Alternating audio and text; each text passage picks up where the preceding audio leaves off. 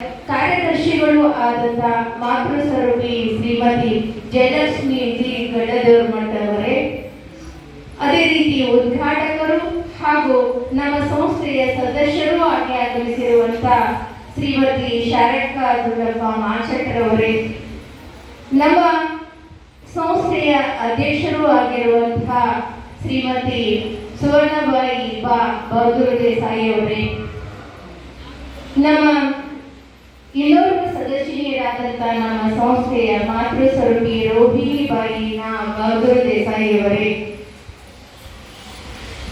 ನಮ್ಮ ಕರೆಗೆ ಹೋಗೊಟ್ಟು ಮುಖ್ಯ ಅತಿಥಿಗಳಾಗಿ ಆಗಮಿಸಿರುವಂತಹ ಶ್ರೀಯುತ ಚೇತನ್ ಕುಮಾರ್ ಅವರೇ, ನಮ್ಮ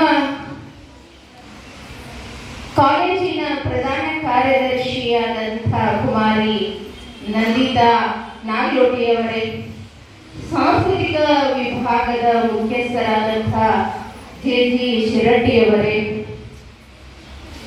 ಮತ್ತು ನನ್ನ ಎಲ್ಲ ಸೋದರ ಸಮಾನರಾದಂತಹ ನಿವೃತ್ತರಾದಂತಹ ನನ್ನ ಎಲ್ಲ ಉಪನ್ಯಾಸಕ ಬಳಗವೇ ಮತ್ತು ನಮ್ಮ ಮಹಿಳಾ ಕಾಲೇಜಿನ ಪ್ರಸ್ತುತ ಉಪನ್ಯಾಸಕ ಬಳಗವೇ ಹಾಗೂ ನನ್ನ ಆಮಂತ್ರಿತರೇ, ನನ್ನ ಮುದ್ದು ವಿದ್ಯಾರ್ಥಿನಿಯರೇ, ತಮ್ಮೆಲ್ಲರನ್ನು ಮತ್ತೊಮ್ಮೆ ಈ ಒಂದು ಸಭೆಗೆ ಸ್ವಾಗತಿಸುತ್ತಾ ನನ್ನ ಪ್ರಾಸ್ತಾವಿಕ ನುಡಿಗಳನ್ನು ಆಡಲು ಬಯಸುತ್ತೇನೆ. ಮಹನೀಯರೇ, ನಮ್ಮ ಸಂಸ್ಥೆ ಪುರಾಣ ಹೇಳುವುದರ ಮೂಲಕ ಪ್ರಾರಂಭಗೊಂಡು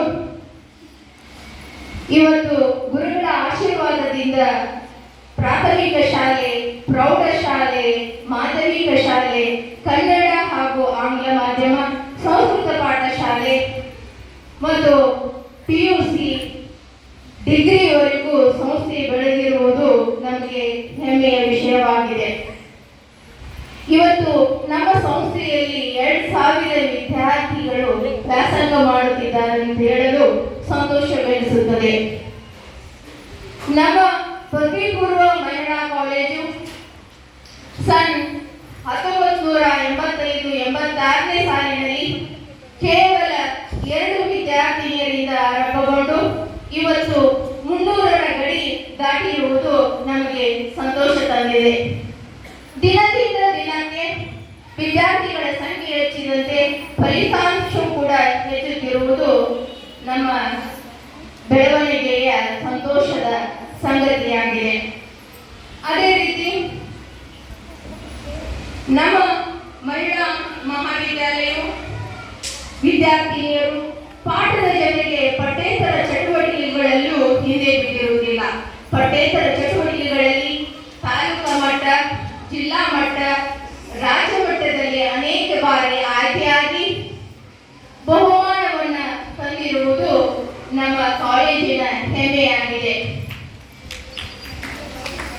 ಈ ನಿಟ್ಟಿನಲ್ಲಿ ನಾವು ಸಂಸ್ಕೃತ ಸಂಘವನ್ನು ಸ್ಥಾಪಿಸಿ ಉದ್ಘಾಟನೆ ಮಾಡಿ ಅದರ ಅಡಿಯಲ್ಲಿ ವಿವಿಧ ಕಾರ್ಯಕ್ರಮಗಳನ್ನು ವರ್ಷವಿಡೀ ಹಮ್ಮಿಕೊಳ್ಳುತ್ತೇವೆ.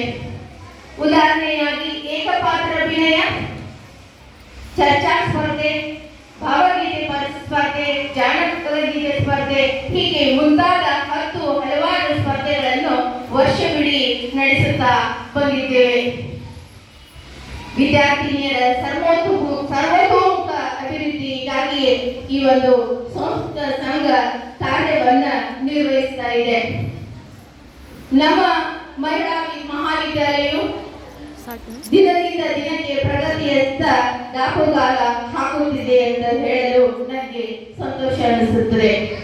ಹೀಗೆ ಗುರುಗಳ ಆಶೀರ್ವಾದದಿಂದ ಈ ಸಂಸ್ಥೆ ವರ್ಷದಿಂದ ವರ್ಷಕ್ಕೆ ಉತ್ತರೋತ್ತರವಾಗಿ ಬೆಳೆಯುತ್ತಿರುವುದು ನಮ್ಮ ಸಂಸ್ಥೆಯ ಆಡಳಿತ ಮಂಡಳಿಯವರಿಗೂ ಹಾಗೂ ನಮ್ಮ ನೌಕರ ವರ್ಗದವರಿಗೂ ಸಂತೋಷದ ಸಂಗತಿಯಾಗಿದೆ.